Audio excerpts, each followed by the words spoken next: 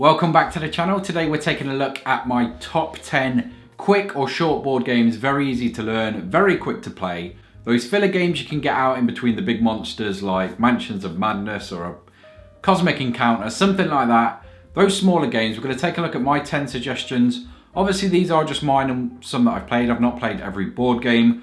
I'm not going to pretend to, so if you think I've missed any, drop them in the comments below.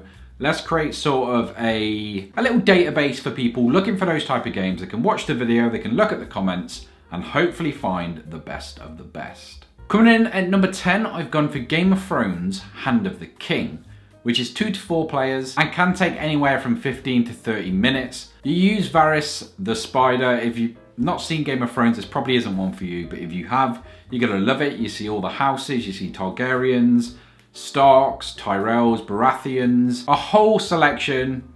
Although there is no Martell, which kind of hurts, but we'll forget about that. And what you're going to do is you're going to move Varys around the party so it can go across or up or down. And you're going to take members of that house. Now, whoever has the most members at the end of the game, for each house is going to win. You want the most house banners on your side as you go to war in Westeros. It's fun, there's backstabbing, there's some theme to it. You can use stuff like crows to silence people, or talk in a different room, very much like Game of Thrones. There's additional cards which you can use as bonuses like Ramsay Snow and Brienne of Tarth. There's so many choices, there's so many characters you love. So if you're into Game of Thrones, this is one for you.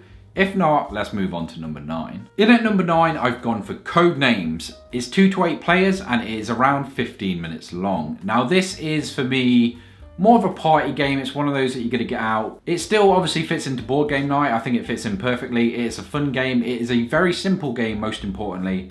So it's quick to get set up. It's quick to learn. You're basically just going to give each other prompts and then you've got to find words that relate. It doesn't sound as fun as it actually plays, so I would suggest that you go out and try this one yourself. My other option for this was Wavelength, which again is very similar and I do think is a much better game. But Wavelength does say it could take 45 minutes. I wanted to keep this as short as possible for a video for the games. So I've gone for Codenames instead. A lot of fun, a lot of variants. There's Marvel versions, there's Disney versions, which are technically the same thing now. But yeah, there's just choices in this game. It's a ton of fun, it's a ton of laughs. Number 9, a nice easy one, Codenames. In at number 8, I've gone for Love Letter, which is 2 to 4 players and normally around 20 minutes. In this game, you're trying to work out who sent the love letter to the princess. I do play the Adventure Time one, so I do like some of the characters in that. You can also win by eliminating the other players. You can win by having the highest number at the end, so the most influential character, or you can just pair up Finn and Jake, which are the heroes. So in a normal game, it doesn't make as much sense, but you're reuniting Finn and Jake, so it makes sense in this version at least. It's a ton of fun, it's very, very quick. I would say it's even quicker than it's suggested. We've had games last minutes. Normally it's someone winning in a few turns, but it can happen. It can happen very quickly, especially with the amount of cards in a deck. There isn't many. So yeah, if you're looking for a super short one, this would be my suggestion. I would say this is one of the shortest on the list. It's got a cool theme. It is very minimal. It's very easy to travel with. It's very easy to take to like conventions and tournaments and other stuff. So again, it fills a different need to the other two so far. And to our number 7? Well, number 7 is a different type of game, but I would say they both fill the need of travel games. So ones that you can take very small, compact things. This would be one that I would suggest over Love Letter as one if you're going to travel, if you're going to conventions, tournaments, all of that gaming stuff. I would say this is the one. Basically, you play through sort of like a mini story that keeps going. It's a trick-taking card game, so you're going to play numbers. The thing is, you can't speak, so you need to kind of work out what they've got left. You need to work out some kind of mental connection to work out how are you going to play this. It can be quite difficult, but it's a lot of fun. It's one that evolves. There are a few versions. Again, there's a space one, which I prefer. I think there's a deep sea one as well. Might be a few other versions, but they make for perfect pocket games that you can play anywhere, and it is an interesting adventure. I would suggest if you're looking for something very compact, something card-based, this is the game for you. And I would say, like I said, slightly edges out Love Letter for me. In at number 6, I've gone for Welcome to the Dungeon. Personally, I absolutely adore this game. I've not seen it appear on many other lists, but I do think I've seen 5 Minute Dungeon appear, but I do prefer this one. Basically, there's going to be an adventurer and you're going to slowly either put monsters in its path or take items away to make it more difficult. And then eventually you're going to sort of bluff and take chances with the other players around the table. Eventually one of you is going to have to play that character and try and beat the monsters put in its path. Obviously, depending on what you've taken away or depending on which monster, because only you know which monster goes in the stack. They are face down, only you get to see it. So it can be bluffing, it can be deduction. There is a lot to this game. More than meets the eye. It does just look like another dungeon crawler. But yeah, there's a lot more to it. I think it's a really interesting game, using your abilities and items and all that other stuff to beat the monsters and finally win the game. Huge fan of D&D, huge fan of dungeon crawlers, huge fan of fantasy stuff. So this game is right up my alley and it is very quick to play.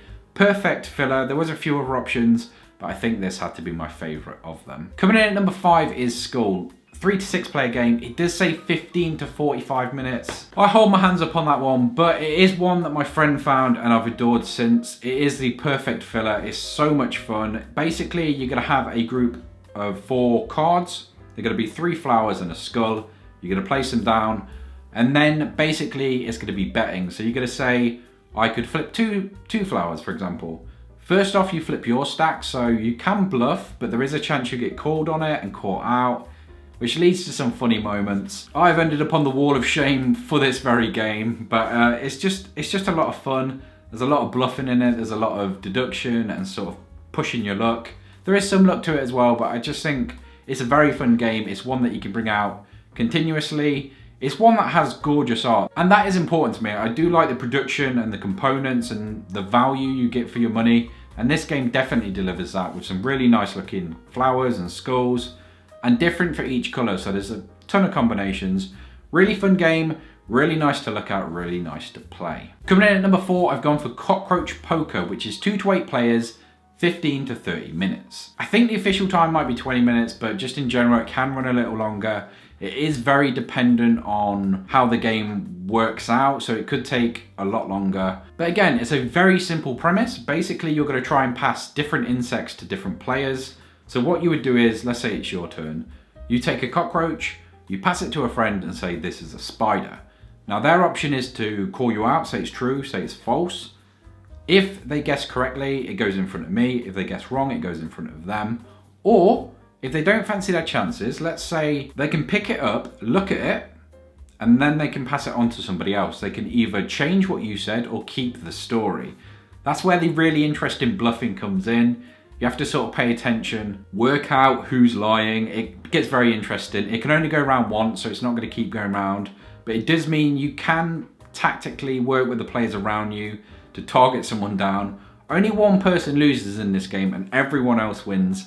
So if your player group doesn't really like the take that or the bluffing side of games, not one for you. I would say avoid this one. But for everyone else, I would say this is one of the best versions of this type of game out there. It's compact, it's easy to learn, it's quick to play. It's absolutely perfect for this list. Coming in at number 3, I've gone for Tsuro, which is 2 to 8 players and lasts around 15 to 20 minutes. Again, a very simple premise. Again, lovely art. This is one of my favorite art styles in this. Basically, you're gonna play tiles, move your dragon around the board. Now you want to avoid clashing with other dragons, which eliminates you both, or going off the map, which eliminates just you. You can lead other dragons off depending how you play your tiles, so it is very tactical. There's some luck to it, but I think that's important in any game like this. It is very quick, so I think you can sort of push the boundaries on how much luck is actually in the game. I don't think this is one of the luckiest on the list, to be honest. There is a lot of tactics to this. It feels very much like Tron, but in board game with dragons. So not really like Tron at all, but it's the best way I can describe it. If you want to check this one out, I'd say it's definitely worth doing. Again, it's good value, especially for the components and stuff you get in. I would say this is one of the most value in this video, and definitely one you should check out. Now these top 2, I couldn't decide what order to put them in, but I've gone for Monstrosity. It's 3 to 8 players and says 5 to 30 minutes, but I'm gonna say most people are gonna play a little longer and it's gonna go to the 30 minutes. This one you could just keep playing, honestly. The theme to it is your paranormal investigators, and a victim or a witness is describing the monster they saw. Everyone else around the table tries to draw it from what they say. Now you can ask some questions, but it makes it very interesting, especially on the reveal when everyone has had the same prompts, reveals their monster and they are nothing alike.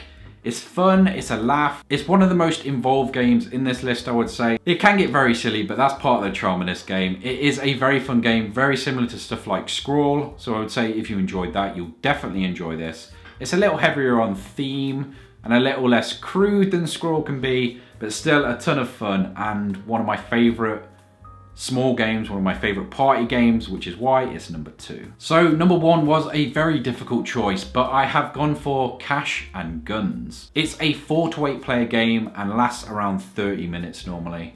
In this game, you are a group of gangsters vying for the job of mob boss, vying for all the treasure and loot in the middle, but also potentially killing off your comrades by firing these foam guns at each other. Now I've got to say, the components are in this are far above than what you should get for the price. It is an incredible deal. I would say if you're looking for party games, if you're looking for short games, this is your go-to. This is one that needs to be in your collection. It's one of my favorite games. It's definitely my favorite party or short game. I wasn't sure how to title this video, honestly. I would say only a few of these are actually party games. So when you aim your foam gun at someone, you get the option to play either a bullet or a blank. Now, if you shoot them with a bullet, they are knocked out of this round and take a wound. If you shoot them with a blank, then they stay in, if they're brave enough anyway, because they do have the option to dive out of the way. Now, if they dive out of the way, that means they're out of the round, but they don't take any damage. So it's a good way to avoid bullets. And again, it's that deduction of, is somebody gonna shoot you? Can I afford to stay in this round and maybe take a wound just to get some of the loot? Now, you all take turns drafting it, but also you can draft the position of mob boss. But why would you choose that over 10k, for example, when money is how you win this game? Well, the mob boss can tell someone to redirect their gun, move it away from them and onto someone else. So that's a very powerful ability, and one in some games is overlooked, especially when they start out. But I think the more you get into this, you realize how important that role is. And it's just one of my favorite games. I love the art style in it. Again, there is special abilities for each characters, like some can take more gunshots than others. It just makes it more interesting. There's so much you can add to it, and it's just one of my, it just had to be on it. It had to be number 1. If you think I've missed any, if you think there's any that needed to be on this list, or you just want to shout yours in the comments, go ahead. If you've made it to this point in the video though, I want to thank you. I want to thank my Patreon, Dan Miles, who's been supporting the channel for the last month, 2 months now. I really do appreciate it. But that's all I've got for this episode.